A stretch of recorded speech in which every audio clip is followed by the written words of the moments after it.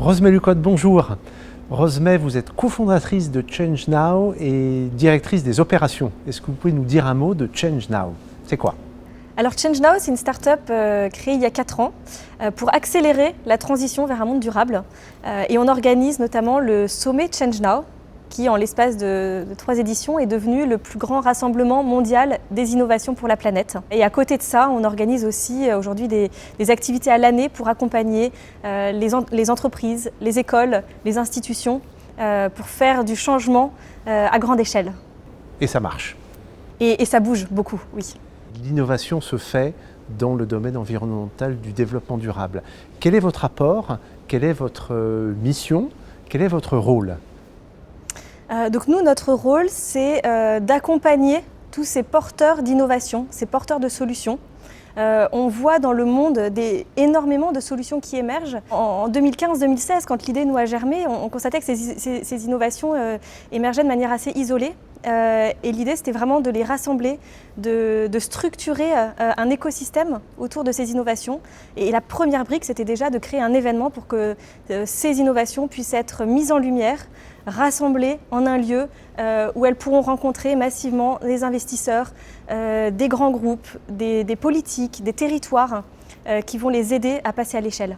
Les événements se tiennent par essence dans un lieu donné qui a une grande importance. Le sommet Change Now, depuis sa création en 2017, se tient en France, à Paris. Est-ce que vous pensez qu'il y a un savoir-faire, une French touch, comme on dit, en la matière? Le choix de créer Change Now en France, à Paris et dans les lieux qu'on a choisis était clairement réfléchi et voulu. Déjà parce que la France, c'est tout un héritage aussi de changement du monde, de rayonnement à grande échelle. La France, c'est le pays des Lumières, le pays de la Révolution française. Et donc pour porter aujourd'hui ce grand changement de société, c'était un choix stratégique. Paris, c'est aussi les accords de Paris qui portent la transformation écologique et sociale à grande échelle. Et puis on a aussi, à travers Change Now, voulu s'intégrer dans des lieux qui étaient en résonance avec les messages qu'on voulait porter. La première édition, par exemple, on l'a faite à Station F. Et ce n'était pas un hasard du tout. C'est qu'on voulait montrer qu'aujourd'hui, l'innovation devait se faire sur ces sujets. Les hauts lieux de l'innovation pouvaient incarner ces changements environnementaux et sociaux. Et Station F venait d'ouvrir avec cette revendication d'être le plus grand campus de start-up du monde. C'était un message fort. Pour la 3e édition, là, on est allé à une autre échelle. On est allé au Grand Palais. Mais aussi avec un message fort. C'était un écrin qui avait en lui-même une histoire. C'était construit au moment de la révolution industrielle, un bâtiment des expos universelles. Et en quelque sorte, on voulait recréer cette énergie des expos universelles, cette fois non pas pour la révolution industrielle, mais pour la révolution écologique et sociale. Et donc incarner ce lieu chargé d'histoire, de beauté aussi, et qui était central dans Paris. Cette révolution aujourd'hui, elle vient vers les gens et elle est accessible facilement. Vous avez créé un écosystème de l'impact, le premier dans le monde. Est-ce que vous pouvez nous dire un mot de cet écosystème et ce qui fait un écosystème réussi?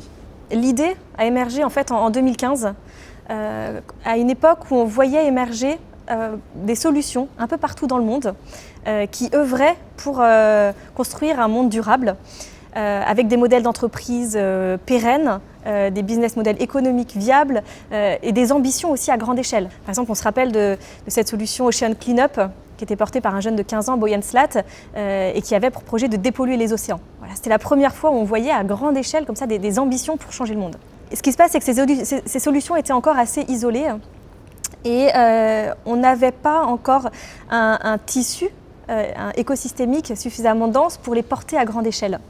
Un écosystème, en fait, il se compose de plusieurs briques. Ce n'est pas juste les porteurs de solutions. Certes, ce sont ces rebelles qui repensent la société, mais c'est aussi toute la brique des capitaux, des financements pour les porter à grande échelle.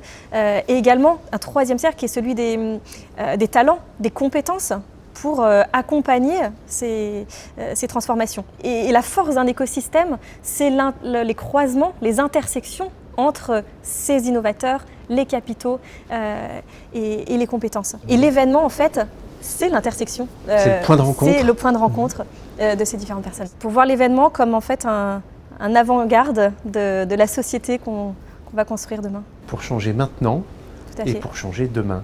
Tout à fait. Merci beaucoup Rosemay. Merci.